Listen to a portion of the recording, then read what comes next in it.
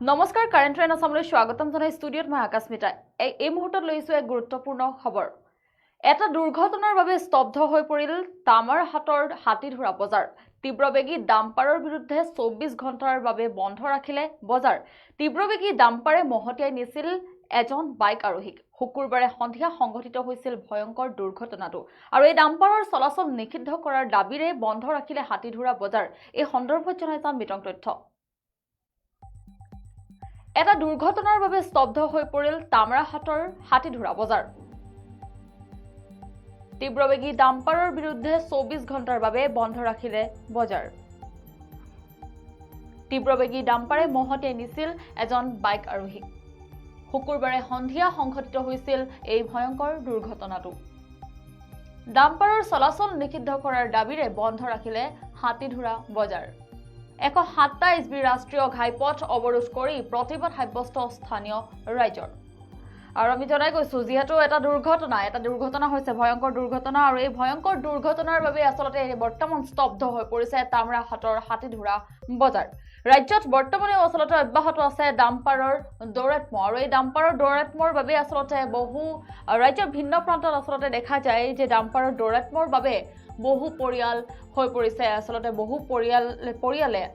আকলি ল'ব লগা হৈছে নিজৰ আপোনজনক আসলতে হেৰুৱাব লগা হৈছে আৰু এই ক্ষেত্ৰত আসলতে খবৰ আহি পৰিছে যেহেতু তামৰাহাটৰ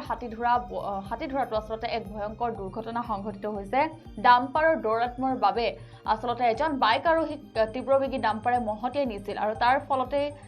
আসলতে বাইক আৰোহী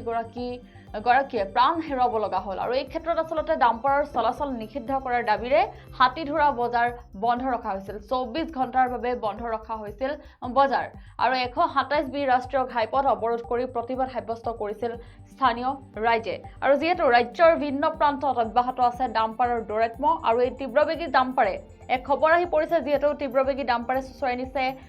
এজন বাইক আৰোহীক 24 ঘণ্টাৰ বাবে বন্ধ ৰখা হ'ল তামৰাহাট হাতীধৰা বজাৰ আৰক্ষী আৰু ধুবুৰী প্ৰশাসনৰ বিৰুদ্ধে প্ৰতিবাদ কৰি বন্ধ ঘোষণা কৰা হৈছে আৰু এটা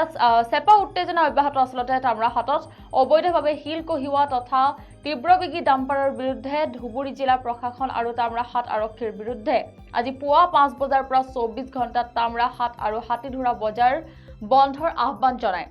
আৰু ইয়াক লৈ আসলতে উত্তেজনা বৰ্তমানে অব্যাহত আছে আৰু 127 বি ৰাষ্ট্ৰীয় ঘাইপথ অৱৰোধ কৰি প্ৰতিবাদ জনাইছে আৰু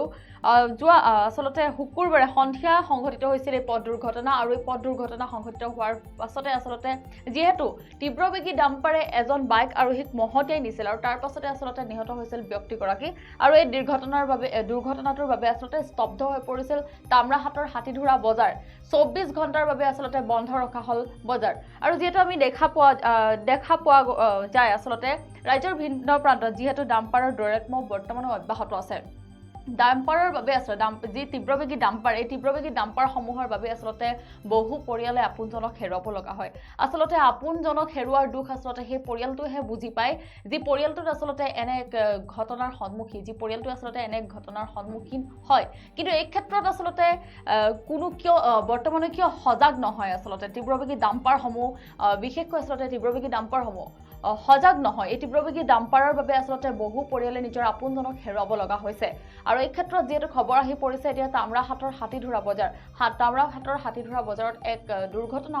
সংঘটিত হৈছিল আৰু যাৰ বাবে আসলতে 24 ঘণ্টাৰ বাবে বন্ধ ৰখা হ'ল বজাৰ 127 বি ৰাষ্ট্ৰীয় ঘাইপথ অৱৰোধ কৰি প্ৰতিবাদ সাব্যস্ত কৰিছে স্থানীয় ৰাইজে আৰু যেহেতু জনাইছো ৰাজ্যৰ ভিন্ন প্ৰান্তত আসলতে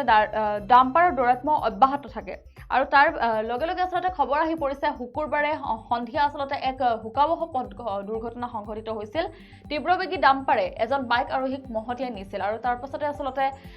স্থানীয় ৰাইজে প্ৰতিবাদ কৰিছিল এক প্ৰকাৰ আসলতে ক'বলৈ গ'লে তীব্ৰবেগী ডাম্পাৰে আসলতে যিহেতু দৌৰাত্ম দেখা যায় আৰু তাৰ পাছতে যেহেতু খবৰ আহি পৰিছে তামৰাহাটৰ হাতীধৰা বজাৰত এক দুৰ্ঘটনা সংঘটিত হৈছে আৰু যাৰ বাবে 24 ঘণ্টাৰ বাবে বন্ধ ৰখা হৈছে বজাৰ আমাৰ কক্সিগুৰি গাঁৱৰ নিবাসী প্ৰসঞ্জিত শীল তেখেতে ইতিমধ্যে ডাম্পাৰৰ এক্সিডেণ্টে মৃত্যুবৰণ কৰিলে আৰু সেইকাৰণে স্বতঃস্ফূৰ্তভাৱে তামাহাট আৰু তাৎপস্যৱতী তামাহাট থানা এলেকাৰ তাৎপস্যৱতী অঞ্চলৰ ৰাইজে একত্ৰিতভাৱে আমি আজি পথ অৱৰোধ কৰিবলৈ বাধ্য হৈছোঁ কাৰণ আপোনালোকৰ টেলিভিশ্যনৰ জৰিয়তে আপোনালোকে জানে আমি বহুবাৰ অসম চৰকাৰ, অসমৰ প্ৰশাসন, ফৰেষ্ট ডিপাৰ্টমেণ্ট, পৰিবহণ বিভাগ আমি আহ্বান কৰাৰ পিছতো কোনো ধৰণৰ গুৰুত্ব নিদিয়াৰ কাৰণে আজি আমাৰ এজন ল'ৰা আমি আজি হেৰুব লগা হ'ল। আৰু ইয়াৰ আগতেও আগে পিছে বহুবাৰ এনেকুৱা ঘটনা ঘটিছে। ইতিমধ্যে আজিৰ পৰা 15-20 দিন আগত এজন ল'ৰা হাতখন ছিঙি গৈছে, তাৰ শিলিগুৰি মেডিকেল কলেজত ভৰ্তি আছে। তাৰ আগতে এজন আমাৰ গ্ৰামপুৰত একজন এক্সিডেণ্ট কৰি মৃত্যুবৰণ কৰিলে, আমাৰ গ্ৰামপুৰ স্কুলৰ কৰ্মচাৰী এজন।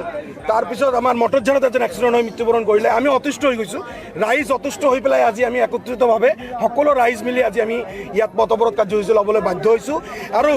এই পথৱৰোধ কাৰ্যসূচীৰ যোগেদি আমি অসম চৰকাৰ, অসমৰ পৰিবহণ বিভাগ, অসমৰ ফৰেষ্ট ডিপাৰ্টমেণ্ট সকলোকে আমি এটা কথা দাবী জনাইছোঁ, অতি সোনকালে অবৈধ ডাম্পাৰ বন্ধ হ'ব লাগে। আৰু যিজন ল'ৰাক আমি আজি হেৰুৱাব লগা হৈছে সেই ল'ৰাজনক উচিত মানে তদন্ত কৰি এই পৰিয়ালটোক চলোৱাৰ কাৰণে প্ৰশাসনৰ ফালৰ পৰা, চৰকাৰৰ ফালৰ পৰা যাতে 10 লাখ টকা এটা আৰ্থিক সাহায্য দি পেলাই সেই পৰিয়ালটোক চলাৰ কাৰণে যাতে ব্যৱস্থা কৰি দিয়ে, সেই আপোনালোকৰ টেলিভিশ্যন জৰিয়তে অসম চৰকাৰক আমি আহ্বান কৰিছোঁ। বা প্ৰশাসন বিভাগে যদি মানি নলয় তেনেহ'লে এই গণতান্ত্ৰিক আন্দোলনখিনি আমি অনাগত দিনবিলাকত চলাই লৈ যাম। এতিয়া আমাৰ কক্সিগুৰি গাঁৱৰ নিবাসী প্ৰসেনজিৎ শীল